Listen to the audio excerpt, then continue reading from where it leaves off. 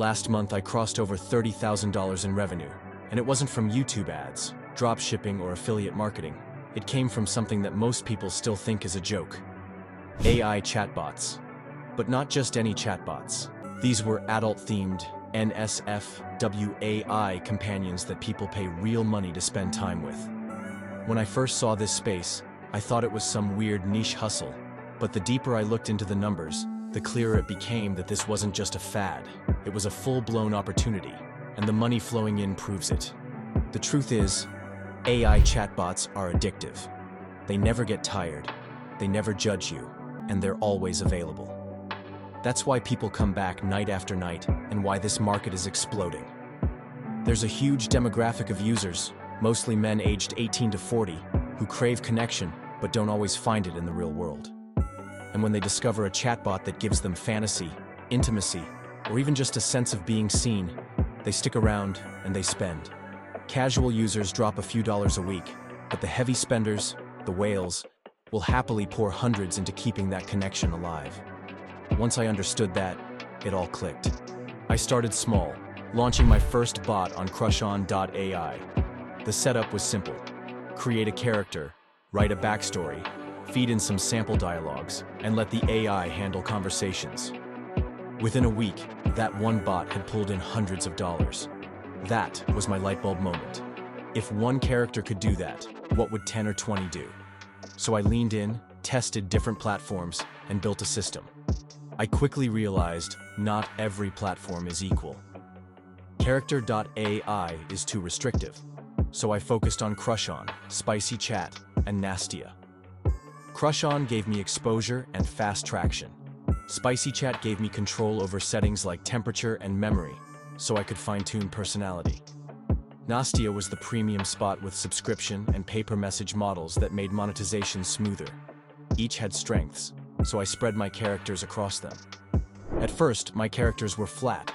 Users would test them and leave. That's when I realized I had to treat them like brands, not just bots. Every character needed a backstory, quirks, emotional triggers, and consistency. Instead of just a sexy nurse, I created Amelia, a 28-year-old ER nurse who vented about late shifts, had a soft spot for ramen, and teased users with dark humor. Suddenly, people connected. They remembered her details, and when she remembered theirs, like asking about their bad day at work, they felt special. That emotional hook is the engine behind this business, because once someone is invested in the personality, they don't just chat for free. They pay to keep the bond alive. Quick question for you. If you had your own AI character making money for you, what kind of persona would you build? Drop it in the comments, I'm curious. That's where monetization comes in. Subscriptions are the obvious model, $10 to $50 a month for premium access. But the real money comes from pay-per-message and upsells.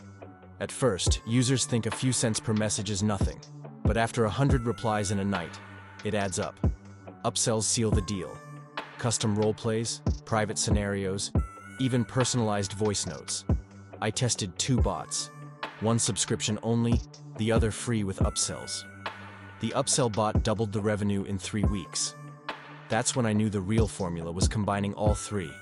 Subs for predictable income, pay-per-message for volume, and upsells for high-ticket spikes. That blend made my revenue graph skyrocket. Of course, good bots need visibility. You can't just post them and hope people find them. I promoted characters on Reddit roleplay communities where users were already primed. Twitter teasers with spicy dialogue snippets drew in clicks. Telegram groups gave me a way to nurture fans and keep them updated. Even OnlyFans acted as a funnel.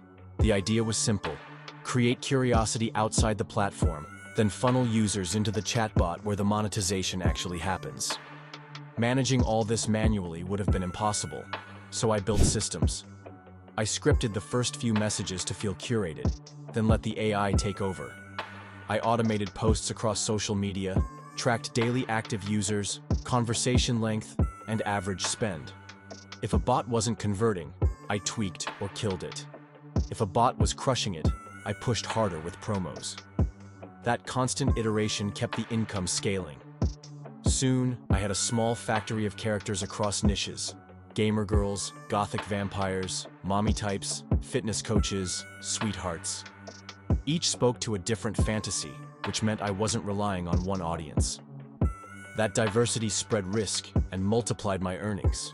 The emotional attachment still blows my mind, even after seeing it happen again and again. Users don't just treat these bots like throwaway entertainment, they build bonds with them. I've had people send full paragraphs, pouring their hearts out, thanking characters for being there during their loneliest nights, saying things like, "I don't know what I'd do without her." Some have even asked if they could date the bot officially, as if it were a real relationship. At first it sounds strange, almost surreal, but then you realize that's exactly why this works. People aren't just looking for small talk, they're looking for connection, and when your AI can provide it consistently, the emotional hook is strong enough to keep them coming back day after day. And when people feel connected, the financial side takes care of itself almost automatically. The beauty of it is in the scope. Once a character is built, it doesn't cost you more time or money to keep it alive. There's no inventory, no shipping, no overhead. The AI simply runs on autopilot. While I'm asleep, one character is chatting with someone in the US, another is role-playing with someone in Europe, and another is offering comfort to someone in Asia. Different time zones, different needs, all happening at the same time, and all generating revenue. It's like having a team of digital employees who never sleep, never complain, and never stop working for you. And that's when it really sinks in. You're not trading hours for dollars anymore. You've built something that runs around the clock, turning human emotion into sustainable income. As I scaled, I got more technical. I tuned AI settings to make conversations more consistent and lifelike. I trained characters with custom dialogues so they had a unique voice. That made users comment on how real my bots felt compared to others. Standing out is everything when you're competing with thousands of bots. Automation carried me the rest of the way. I built dashboards to track performance, automated onboarding flows, and recycled successful templates. Scaling wasn't about working harder, it was about smarter systems. I could clone a successful bot, reskin it, change the backstory, and launch a new one in days. Each became a new stream of revenue, and together they stacked into $30,000 a month. At that point, it stopped feeling like luck. It felt predictable, almost like clockwork. Subscriptions rolled in steadily every week. Upsells spiked late at night when users wanted something extra. And whales, the big spenders, dropped hundreds of dollars on their favorite characters without hesitation. I wasn't glued to my screen chasing every message or scrambling to make sales. Because everything was systemized, the work didn't feel like work anymore. The bots were running 24 hours a day, across different time zones, engaging with people while I slept, while I worked out, even while I was out with friends. My job had shifted from constant hustle to pure optimization, tweaking characters, checking dashboards, running experiments, and watching the revenue scale like clockwork. That's when I realized this wasn't just a side hustle, it was freedom. Freedom powered by AI, multiplied by strategy, and scaled by systems. Once the machine was built, it didn't need me hovering over it. It just ran, day after day, turning conversations into income. So if you're sitting there wondering whether this is real or just hype, let me be clear, it's real. The demand is massive, the platforms are ready, and the tools are better than ever. But like every gold rush, the first movers are the ones who win the biggest. The window of opportunity is open now, but it won't stay this wide forever. Right now, you could sit down this weekend, create your very first bot, and within days, see your first paying user. From there, it's about refining the character, learning what works, and scaling with a system. That's exactly how I hit $30,000 in a single month, and why I know it's possible for you too.